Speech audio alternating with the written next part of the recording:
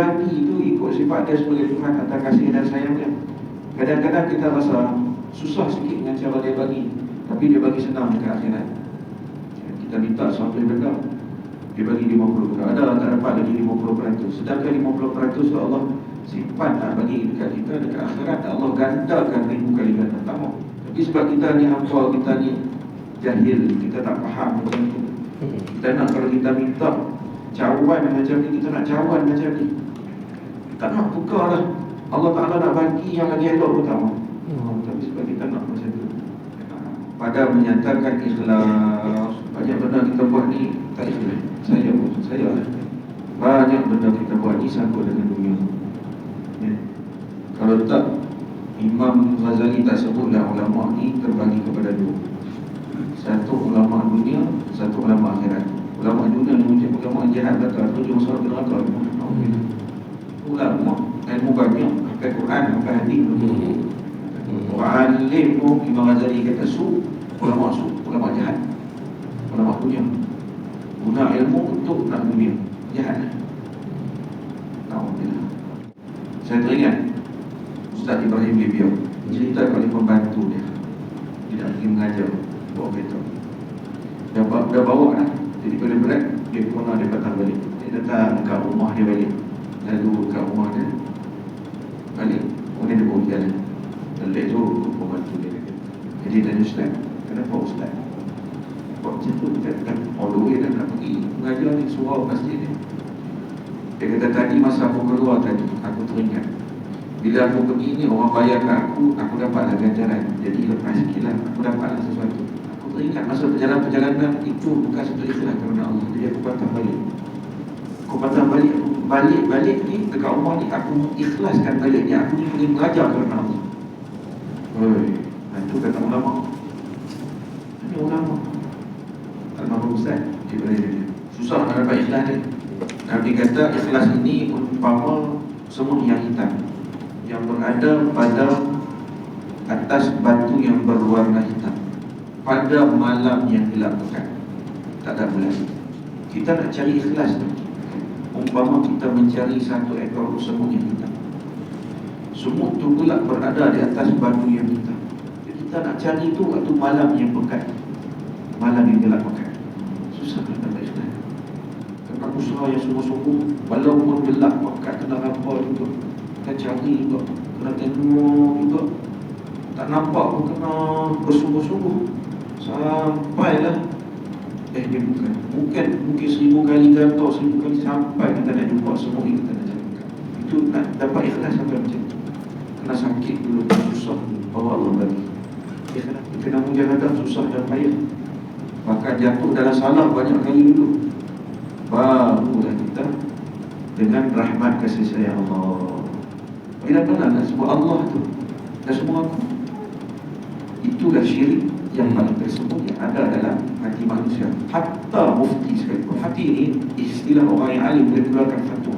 Kalau dia tak mengaji tersebut, dia tidak mengenalkan diri mengaji dengan guru yang alim dalam tasawuf, dia akan duduk dalam ngaji dan mengenal diri dan menghina diri dan bersedia untuk buka ruang terima orang bagi ilmu, barulah masuk.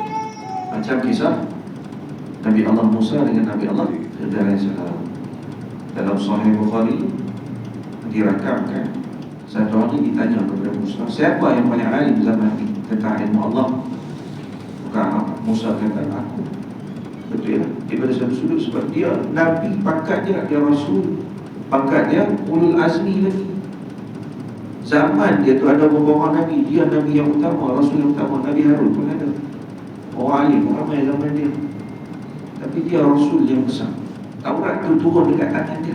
Tapi bila mana dia jawab siapa paling alim ilmu Allah, dia kata aku. Turun wahyu Allah kata, ya Musa, kau pergi cari hamba aku yang nama dia Khidir.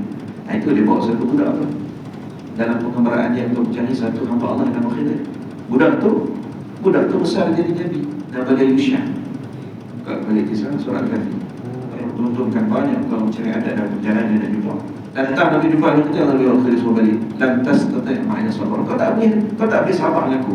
Jumpa Nabi Khidir, dia tahu dah. Dia tengok Musa kata duduk dengan aku, tak boleh sabar. Allah bagi ilmu dah. Dia tahu kata Musa ni tak duduk lama lagi. Awalnya dia suruh balik. Musa layu, Musa minta juga. Tapi Allah Musa minta duduk. bincang 3 kali. Jangan komplain. Apa aku buat jangan komplain. Dia buat sekali. Ini jumpa dekat perahu, dia beri tepuk.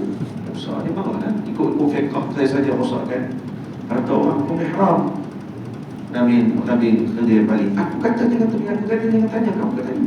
Nabi sampai ikut jalan masuk kampung. Jumpa satu bedak. Nabi Khidir ni kata kamu tak pakai pakaian. Ada yang kata dia empuk kata tu, ada yang kata dia pakai pakaian.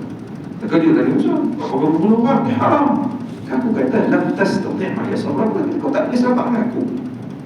Okey, bunuh orang kan. Ada lagi masuk kampung, jumpa satu tempat, satu bangunan. Dia buat bangunan, buat ini, buat tembok apa semua. Musa kata, ada kita dah buat ni, kita boleh minta upah dengan tuan. Aku kata, kau tak boleh sabar dengan aku. Sekarang ni lah, aku tak bagi dah 3 kali dah kau komplain kau tanya. Yang pertama tu, kenapa aku rosakkan? Khidir ni, dia guru dalam Al-Quran. Allah dah bagi dah ilmu dekat dia benda yang akan datang. Takdir yang akan datang ni tak benar. Dia Khidir AS ni, dia dalam ilmu kerohanian, dalam mutasawuf, dia ilmu sepanjang zaman selagi tak ada kiamat. Itu yang kami faham. Yang kedua, budak yang kita jumpa ni, aku bunuh. Aku dah tahu budak ni kalau besar dia akan jadi satu orang manusia yang sangat zalim, sangat jahat. Dengan mak ayah dia pun dia akan derhaka. Aku bunuh dia, dia tu selamat. Mak ayah dia pun selamat daripada kederhakaan anak dia. Dia tu semua selamat daripada masuk neraka. Dia kata takdir ni dia berpecah. Bukan macam tu saja. Sekarang dia dah belum selamat. Kalau dia jadi derhaka. Takdir Allah ni Allah. Kalau dia Khidir AS kita faham takdir Allah tu macam mana. Yang ketiga, kenapa aku bina tembok? Aku buat tu tak minta upah. Belakangku ada harta anak yatim, ada harta kan? Buat tu tutupkan supaya selamat harta mereka. Nabi ubah tutupkan. Dalam Sahih Bukhari, Nabi SAW kata, "Lau sabira Musa." Kalau Musa sabar, banyak lagi tentang Khidir yang kita kata. Dan ikutlah sabar. Itu Nabi Muhammad kata dalam Sahih Bukhari, "Lau sabira Musa." Andailah Musa itu dia sabar sikit. Lagi banyak cerita tentang Khidir kita akan Allah akan cerita lagi banyak lagi dalam surah Al-Kahfi. Sekat itu Nabi. Bismillahirrahmanirrahim. Ketahui olehmu bahawasanya ikhlas itu menunggalkan Allah Ta'ala pada segala taat dengan fasad. Ketahui olehmu, i'lam, ambil tahu, ambil reti, faham. Aku nak beritahu benda penting sekarang ni. Bahawasanya ikhlas itu menunggalkan Allah. Ikhlas itu menjadikan Allah itu semata-mata dalam diri dia, dalam hati kita, pada pandangan kita, pada fikiran kita, pada rohani kita. Dalam kita buat segala benda kebaikan ni, kita buat semata-mata, kita tunggalkan Allah, kita isahkan apa kita buat untuk Allah belaka. Dengan penuh niat, dengan penuh qasad. Ikhlas ni macam mana? Ikhlas ini umpama kapas yang putih yang tidak ada langsung kotoran padanya. Jatuh pula kapas terangkat, dah ada ikhlas. Sekali musik dia kena putih bersih sungguh, baru dapat ikhlas. Dia kata kerana sungguh-sungguh niat kerana Allah, tidak ada sikit pun selain Allah. Ada sikit saja dia tak jadi ikhlas sebab dia ada kotoran pada dia. Macam mana kita dapat ikhlas itu? Kena latih dan doa supaya Allah kurnia kita kefahaman dan Allah kurniakan sifat itu masuk lagi. Sebab ikhlas tu dia punya semua sifat-sifat baik dia punya, kita nak minta dekat dia. Minta. Tidak kita pandai, kita baca kitab, kita dah semua, kita sembahyang puasa sunat tak pernah tinggal, sembahyang wajib, semua jemaah qabliyah ba'da semua lengkap, seikhlas. Dan iaitu bahawa menghendaki ia dengan taatnya itu akan semata-mata menuntut hampir kepada Allah Ta'ala. Dan tujuan dia melakukan segala ketaatan itu semata-mata untuk mencari hampir kepada Allah, untuk taqarrub. Hampir kepada Allah ni mendekatkan diri kepada Allah. Macam mana kita nak dekat tu? Allah akan angkat hijab. Hijab antara kita dengan Tuhan tu makin nipis. Makin hampir, makin dekat. Sebab akhirnya kita nak capai apa yang disebut oleh Nabi SAW dalam hadis bagaimana yang diriwayatkan oleh Imam Muslim, daripada yang kita sebut hadis Jibril dari Sayyidina Umar, "Anta'budallaha ka'annaka tarah, fa in lam takun tarah fa innahu yarak." Kamu beribadat kepada Allah Ta'ala seolah-olah kamu melihat Allah. Nabi kata puncaknya ihsan tu bila mana Sayyidina Jibril AS tanya kepada Rasulullah, "Mal ihsan?" Ihsan itu apa? Maka Rasulullah jawab, an ta'budallaha ka'annaka tarahu. Kamu beribadat kepada Allah Ta'ala seolah-olah kamu melihat Allah. Fa illam takun tarahu fa innahu yarak. Kalau kamu tak dapat sekira-kira melihat Allah, maka kamu duduk dalam satu perasaan yang amat kuat, yang kamu tahu dan yakin dan sedar sungguhnya Allah Ta'ala sedang melihat kamu. Itu yang paling rendah. Paling rendah Allah bagi kita masa dia wujud. Dan kita tasawuf disebut sebagai maqam musyahadah, peringkat penyaksian. Allah Ta'ala datangkan, Allah Ta'ala kurnia peringkat penyaksian satu orang hamba itu seolah-olah melihat Allah sekira-kira dengan firman dia, laisa kamitslihi syai', dan tidaklah Allah Ta'ala itu boleh dimisalkan dengan satu apa-apa. Macam mana? Ma ja'alallahu li rajulin min qalbayni fi jawfihi. Allah Ta'ala tidak jadikan pada satu orang itu dalam dada dia ada dua hati. Hati dia satu je. Pilih nak isi Allah ke isi makhluk. Isi Allah kena sungguh-sungguh Allah, tidak boleh ada makhluk. Makhluk dia lain pada Allah, semua makhluk. Kan? Rumah, nak duit makhluk. Nak nama, nak tansri, wanita, nak famous, nak rating, nak dapat tinggi FD, rating tinggi, semua makhluk. Kalau ada makhluk, Allah Ta'ala kata. Kalau nak Allah, dia saja. Makhluk tak boleh. Allah Ta'ala kata dalam hati kita dia boleh satu dia. Kita isi dengan dia, isi selain dia, dia tak ada, tidak akan ada. Maka kita buat semua ketaatan itu nak cari Allah semata-mata, tidak akan sesuatu yang lain daripadanya, seperti puji manusia dan harta benda. Buat benda tu dapat ni, mengambil pengajar ni dapat duit dia semua. Dan pergi buat apa semua dapat harta benda. Dan dimuliakan Allah mulia. Kita buat banyak projek, submit banyak projek, banyak idea kita, banyak pembentangan. Nanti kita akan dapat profesor madia, kita dapat profesor emeritus. Impit pula dengan orang politik, dia bagi kita Datuk dia tak nak apa. Bagi Datuk Seri dah boleh lagi lah. Kita buat kerja kita dan cari pangkat dan cari nama. Dekat dunia mungkinlah dapat Datuk. Dekat akhirat apa kita dapat? Akhiratnya apa? Kalau niat semata-mata nak hadiah, kalau kat dunia dapat hadiah. Dekat akhirat apa kita dapat? Kerana apa yang dia nak itu dia dah dapat dah dekat dunia. Maka dekat akhirat Allah tak bagi apa. Maka Allah nak pula baca Quran. Sebab baca kalam ni bukan kerana dia. Ya punya. Cuma perlakukan, bukan saya kata orang suka ingat semua itu. Dah ni individu. Nak ceritanya kalau kita pun baca surah Facebook, baca rasa sedap, semua juga hukumnya. Apa yang kita nak tu kita dapat dah dekat dunia. Akhirat jangan pilih yang terlebih. Sebab kita dah nak dunia, Allah bagi dah dunia. Akhirat Allah simpan. Susah kan nak ikhlas? Susah nak ikhlas. Kan?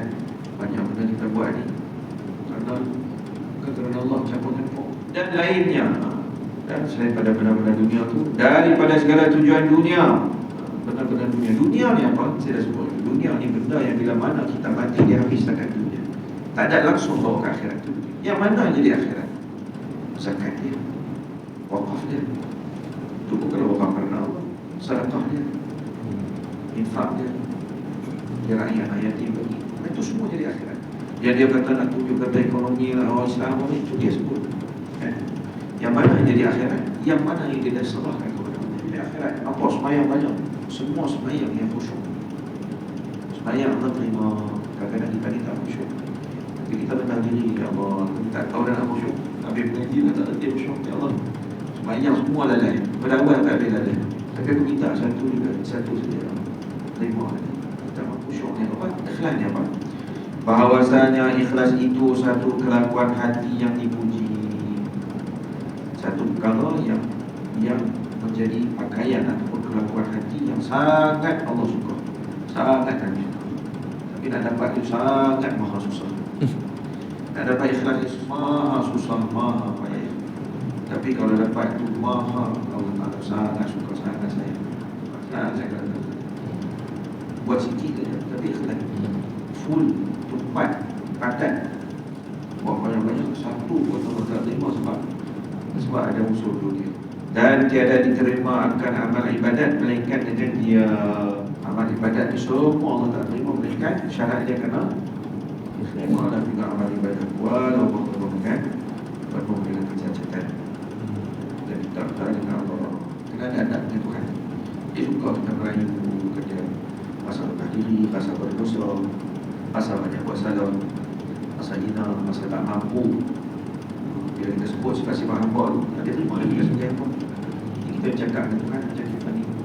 baja ke, aku boleh buat, aku boleh buat. Jadi macam mana dia nak sayangkan kita? Dan berfirman Allah Ta'ala, وَمَا أُمِرُوا إِلَّا لِيَعْبُدُوا اللَّهَ مُخْلِصِينَ لَهُ الدِّينَ. Artinya padahal mereka tidak diperintahkan melainkan supaya menyembah Allah dengan mengikhlaskan ibadah kepadanya dan tetap teguh di atas tauhid. Pada dalam perintahkan kita, وَمَا أُمِرُوا إِلَّا لِيَعْبُدُوا اللَّهَ مُخْلِصِينَ لَهُ الدِّينَ. Allah tak perintahkan kita ibadatkan apa semua melainkan tujuan ikhlas semata-mata kerana dia, semata-mata kerana dia. Tak boleh share dengan syirik. Share, syirkun tu sekutu. Sekutu tu pasal apa? Kita sekutu. Kita ada syarikat. Ada syarikat tu ada partner. Partner tu kita berpartnerkan Allah dengan hal yang itulah syirik.